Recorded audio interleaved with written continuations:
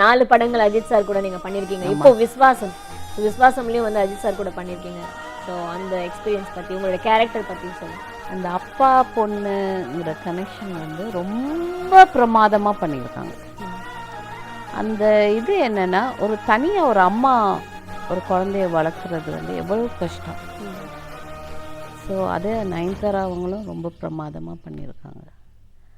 So இதில் வந்து ஒரே ஒரு விஷயம் எனக்கு என்ன, எல்லோரும் கிளைமேக்ஸில் எல்லாருமே அழுதுருக்காங்க, ஏதோ ஒரு இடத்துல எமோஷன் ஆகியிருக்காங்க.